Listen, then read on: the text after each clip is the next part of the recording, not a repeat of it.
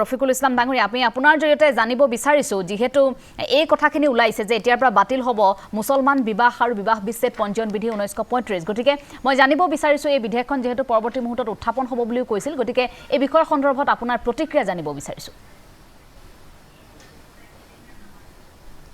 সক মুখ্যমন্ত্ৰী ডাঙৰীয়া নিজৰ ব্যৰ্থতা ঢাকিবলৈ তেখেতে কিছুমান নকৰিবলগীয়া কাম তেখেতে কৰি আছে এই মুহূৰ্তত অসমত গোটেই অসমবাসী বানপানীত ককবকাই আছে বিভিন্ন সমস্যা এই সমস্যাবিলাক সমাধান কৰিব লাগিছিল শিক্ষাৰ ক্ষেত্ৰত যদি আপুনি চায় আজি গভৰ্নমেণ্ট অফ ইণ্ডিয়াৰ ৰিপৰ্ট নীতি আয়োগৰ ৰিপৰ্ট উচ্চ শিক্ষাত অসম ভাৰতবৰ্ষৰ ভিতৰত একেবাৰে তলতমি আছে য'ত শিক্ষা স্বাস্থ্য বানপানীত মানুহক উদ্ধাৰ কৰাৰ কাম এই সব কৰিব লাগে এই মুহূৰ্তত তেখেতে অদৰকাৰী কাম এটা যেটো 1935 আণ্ডাৰত এটা এক্ট চলি আছিল The Muslim Marriage and Divorce Act 1935 তাহানিৰ পৰা এইটো যুগ যুগৰ পৰা চলি আছিল ভাৰতৰ সংবিধানৰ লগত এই আইনৰ কোনো টকৰাও নাছিল ভাৰতৰ সংবিধানৰ লগত এই Muslim marriage and divorce act in Assam ইয়াৰ কোনো কন্ট্ৰাডিকশ্যনো নাছিল আৰু সংবিধান বিৰোধী কোনো কাম হৈ থকা নাছিল গতিকে হঠাৎ মুখ্যমন্ত্ৰী কিয় প্ৰয়োজন পৰিল যে অসমত মুছলিম বিবাহ পঞ্জীয়ন আৰু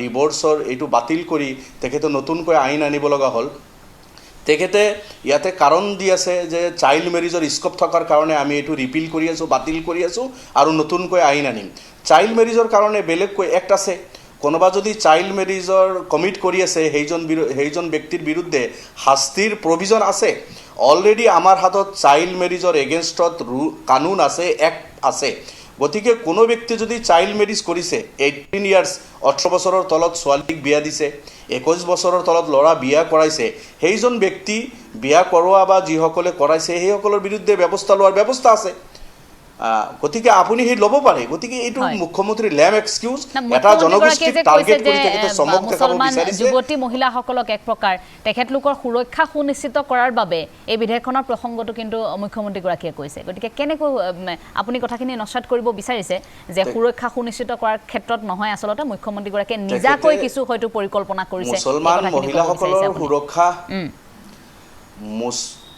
মুছলমান মহিলাসকলৰ সুৰক্ষা সুনিশ্চিত কৰাৰ যদি আপোনাৰ উদ্দেশ্য থাকিলেহেঁতেন মুছলিম এলেকাত আপুনি উমেন ইউনিভাৰ্চিটি আপুনি দিলেহেঁতেন কলেজ দিলেহেঁতেন মুছলিম এলেকাত ছোৱালীসকলৰ শিক্ষা দীক্ষাৰ কাৰণে স্পেচিয়েলি আপুনি তাৰ প্ৰতি দৃষ্টি ৰাখিলেহেঁতেন সেইটোতো আমি লক্ষ্য কৰা নাই আজি অকল মুছলমানে নহয় অসমৰ আমাৰ মহিলাসকল সকলো জাতি জনগোষ্ঠীৰে আমাৰ মহিলাসকল সুৰক্ষিত নহয় গুৱাহাটীৰ দৰে চহৰত আজি ৰাতি মহিলাসকল ওলাই আহিবলৈ ভয় কৰে গতিকে নানান ধৰণৰ অঘটন ঘটি আছে আপুনি মহিলাৰ সুৰক্ষাৰ কথা কয় মুছলমান নহয় মই গোটেই অসমৰ মহিলাৰ সুৰক্ষা বিচাৰিছো আপুনি ব্যৰ্থ হৈছে অসমৰ মহিলাসকলৰ যুৱতীসকলৰ আই মাতৃসকলৰ সুৰক্ষা আপুনি দিব পৰা নাই আৰু মুছলিম মহিলাসকলৰ কাৰণে যদি ইমান চিন্তা সেইসকলক চাকৰি বাকৰিত আপুনি ৰিজাৰ্ভেশ্যন দিয়ক না মুছলিমসকল চৰচাপৰিৰ মহিলাসকল বহুত পিছপৰা আপুনি ওবিসি ক্যাটেগৰি ডিক্লেয়াৰ কৰক এমওবিসি ক্যাটেগৰি আপুনি ডিক্লেয়াৰ কৰি এই অসমৰ মুছলমানসকল যিসকল ইকনমিক্যালি ব্যাকওয়াৰ্ড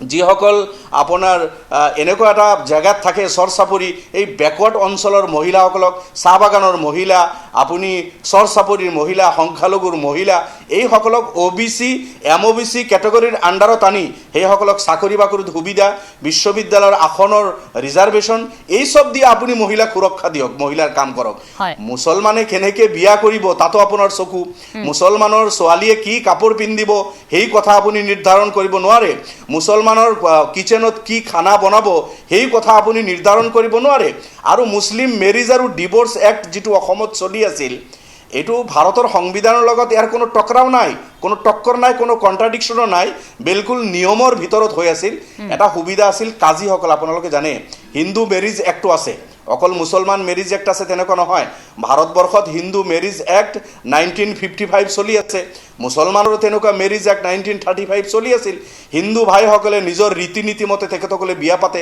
মুছলমানসকলে তেখেতসকলৰ ধৰ্মীয় ৰীতি নীতি মতে বিয়া পাতি থাকিবই মুখ্যমন্ত্ৰী এইটো বাতিল কৰিলেও আমাৰ ৰীতি নীতি শেষ হৈ নাযায় এটা সুবিধা আছিল কাজীসকল চৰকাৰে এপইণ্টেড কৰা সেইসকল সাধাৰণতে ইছলামিক স্কলাৰ হয়, আলিম হয়, তেখেতসকলে ৰেজিষ্ট্ৰেশ্যনটোও কৰিছিল আৰু বিয়াৰ যি ইছলামিক পদ্ধতি সেই কামখিনিও তেখেতসকলে কৰিছিল। এতিয়া DC অফিচত আপুনি DCক দায়িত্ব দিলে বা কোনো চাৰ্কুল অফিচাৰক দায়িত্ব দিলে, সেইজন ব্যক্তি মুছলমান এজন ব্যক্তিৰ পঞ্জীয়নটো কৰিব পাৰিব, কিন্তু বিবাহটো পঢ়াব নোৱাৰে। যেনেকুৱা হিন্দু ভাইসকলৰ সেই হাত ফেৰা হওক বা পুৰোহিতসকলে যেনেকৈ বিয়া পঢ়ায়, ঠিক মুছলমানসকলৰো তেনেকুৱা পুৰোহিত নহয়, এজন মুছলমান ব্যক্তি হ'ব লাগিব, সেইজনে বিয়াৰ যি নিয়ম কাষ্টম আছে সেইখিনি কৰিব লাগিব। এই যিটো এটা নন মুছলিম চাৰ্কুল অফিচাৰ বা DCয়ে সেই কামখিনি কৰিব নোৱাৰে, মাত্ৰ ৰেজিষ্ট্ৰেশ্যনহে কৰিব পাৰিব। আকৌ এই ব্যক্তিজন আহি এজন মুছলিম স্কলাৰৰ ওচৰত বা এজন মুছলমান ব্যক্তিৰ দ্বাৰা বিবাহৰ যি পদ্ধতি আছে সেই পদ্ধতিটো সমাপন কৰিব লাগিব। এই দুটা কাম একেলগে আপোনাৰ কাজীসকলে কৰিব পাৰিছিল, কাজীসকলে এই কাম একেলগে কৰিব পাৰিছিল। মুখ্যমন্ত্ৰীৰ চকু তাতো পৰিছে যে মুছলমানৰ এই বিবাদ তেখেতে মাজত সোমাই এটা বিশৃংখলা সৃষ্টি কৰি মানুহক হাৰাশাস্তি কৰি আকৌ লাইনত থিয় কৰাব। গতিকে মই ভাবোঁ আপোনাৰ কৰিব লগা বহুত কাম আছে।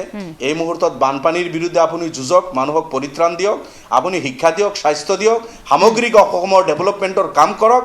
গতিকে অসমত বসবাস কৰা সকলো জাতি জনগোষ্ঠী, হিন্দু, মুছলমান, শিখ, ইছাই, বুদ্ধিষ্ট, সকলৰ নিজৰ নিজৰ কাষ্টম আছে, ট্ৰেডিশ্যন আছে। ভাৰতৰ সংবিধানৰ গণ্ডিৰ ভিতৰত থাকি মুছলিম পাৰ্চনেল লজ বা হিন্দু লজ, শিখ লজ এইসকলে কিছুমান কাম সুকীয়াকৈ কৰাৰ অধিকাৰ দিছে, তাত আপুনি হস্তক্ষেপ নকৰিব। তেনেকৈ যদি আপুনি কৰে আমি তাৰ বিৰোধিতা কৰিম। আপুনি বিধানসভাত এইটো ৰিপিলিং বিল আনিলেও আমি তাৰ বিৰোধিতা কৰিম। মই ভাবোঁ আপুনি এনেকুৱা বিধায়ক ডাঙৰীয়া, মই সেই কথাটোৱে আপোনাৰ পৰা অকণমান জানিব বিচাৰিম, যিহেতু বৰ্ষাকালীন অধিৱেশনত উত্থাপন হ'ব, গতিকে বিৰোধিতাৰ ক্ষেত্ৰত আপোনালোকৰ ভূমিকা কেনেধৰণৰ হ'ব? চাওক, তেখেতক আনিব দিয়ক, কি তেখেতে আনে। এক নম্বৰ কথাটো, তেখেতে এই এক্টটো ৰিপিল কৰি আছে, এইটো তেখেতে সঠিক কৰা নাই। তেখেতৰ কেবিনেটৰ এই সিদ্ধান্ত, এতিয়াও সময় আছে, যদি তেখেতে উইথড্ৰ কৰিব পাৰে, কেবিনেটৰ এই সিদ্ধান্ত যদি তেখেতে যোনটো কেবিনেটত সিদ্ধান্ত লৈছে বাতিল কৰিব পাৰে, কৰক। কাৰণ য'ত ভাৰতবৰ্ষত হিন্দু মেৰিজ এক্ট চলি আছে, মুছলিম মেৰিজ এক্ট চলি থাকিলে আপোনাৰ অসুবিধা ক'ত? আৰু মুছলিম মেৰিজ এক্ট যিটো চলি আছিল এইটো সংবিধানৰ বাহিৰততো নাছিল। মুছলিম পাৰ্চনেল লজক বা হিন্দু লজ বা অন্যান্য লজৰ কথা মই কৈছোঁ, ভাৰতৰ সংবিধানে যিমানখিনি এলাউ কৰিছে তাৰ ভিতৰত থাকি এই কামখিনি হৈ আছিল। সংবিধান বিৰোধী কোনো কাম হৈ থকা নাছিল, সংবিধানৰ ভিতৰত হৈছিল। আপুনি বাল্য বিবাহৰ কথা কৈছে, বাল্য বিবাহৰ স্কোপ আছে, বাল্য বিবাহৰ কাৰণে সুকীয়া আইন আমাৰ আছে। কোনোবা বাল্য বিবাহ কৰিলে তাৰ বিৰুদ্ধে কঠোৰতকৈ কঠোৰতম শাস্তিৰ ব্যৱস্থা আপুনি কৰক। অকল চমক দেখাই কেইজনমান মানুহ গ্ৰেপ্তাৰ কৰিলে বাল্য বিবাহ শেষ নহ'ব। বাল্য বিবাহৰ কাৰণে আপুনি এৱাৰনেছ দিব লাগিব। যি অঞ্চলবিলাকত বাল্য বিবাহ বেছিকৈ হয়, কালি মুখ্যমন্ত্ৰী কৈছে অসমৰ সকলো জাতি জনগোষ্ঠীৰ মাজত বাল্য বিবাহ আছে, ক'ৰবাত কম ক'ৰবাত বেছি। গতিকে তাৰ কাৰণে আপুনি সকলো জাতি জনগোষ্ঠীক আপুনি বিশ্বাসত লওক, তাতে এৱাৰনেছ দিয়ক, তাৰ শিক্ষা দীক্ষাৰ ব্যৱস্থা কৰক। যিসকল মানুহ এইবিলাক ক্ৰাইম কৰি আছে সেইবিলাকৰ আপুনি এলাৰ্ট কৰক, সেইসকলক কিয় কৰি আছে ইয়াৰ ৰুট কজটো ফাইণ্ড আউট কৰি তাৰ ট্ৰিটমেণ্ট কৰক। এই সব নকৰি অকল মেৰিজ এক্টটো ৰিপিল কৰিলে, চমক দেখাই কেইজনমান মানুহক গ্ৰেপ্তাৰ কৰিলে বাল্য বিবাহ প্ৰতিৰোধ নহয়। দুদিন পূৰ্বে বিধায়ক মহোদয়, দুদিন পূৰ্বে আমি মুখ্যমন্ত্ৰীগৰাকীয়ে বহু ৰাজ্যত এটা মন্তব্য কৰিছিল। মুখ্যমন্ত্ৰীগৰাকীয়ে, আপুনিও হয়তো সেই মন্তব্য শুনিছিল, মুখ্যমন্ত্ৰীগৰাকীয়ে কৈছিল যে অসমত শেহতীয়াকৈ মুছলমানৰ জনসংখ্যা বৃদ্ধি পাইছে, এই কথাখিনি কৈছিল।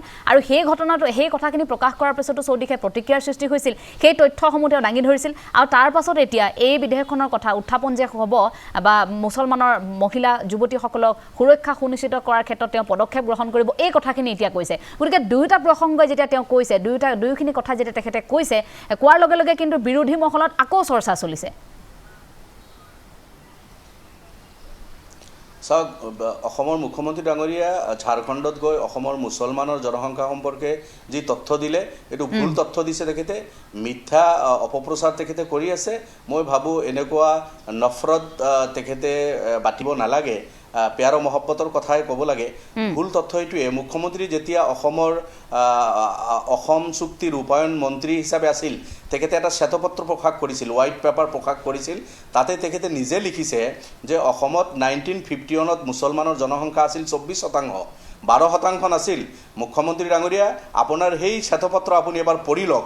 আপুনি এতিয়া বহুত ব্যস্ত আছে, যদি ষ্টাডি কৰাৰ সময় নাই আপুনি নিজে প্ৰকাশ কৰা শ্বেতপত্ৰ পঢ়ি লওক, গুগল কৰি চাই লওক, ৰেকৰ্ডবিলাক আপুনি চাই লওক। 1951 অসমত মুছলমানৰ জনসংখ্যা 24.7% আছিল, 12% নাছিল। গতিকে আপুনি যেতিয়া 12% কৈ আকৌ 40, আচ্ছা আনফালেদি আপুনি 40% কৈছে। 2011 পিছত কোনো সেন্সাস হোৱা নাই। 2011 সেন্সাসত অসমত মুছলমানৰ জনসংখ্যা 34%। গতিকে ইয়াৰ পিছত যেহেতু সেন্সাসে হোৱা নাই, 34 পিছত এতিয়া 35 হল না 6 হল না 7 হল না 40 হল আপুনি কৈ দিব নোৱাৰে।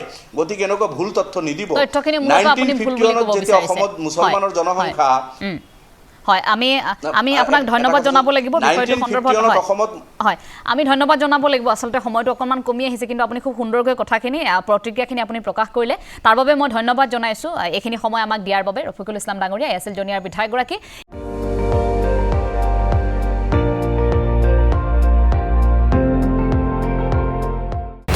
আপুনি চাই আছে ND24, সৰ্বশ্ৰেষ্ঠ নহয় সৰ্বোত্তমৰ দৌৰত।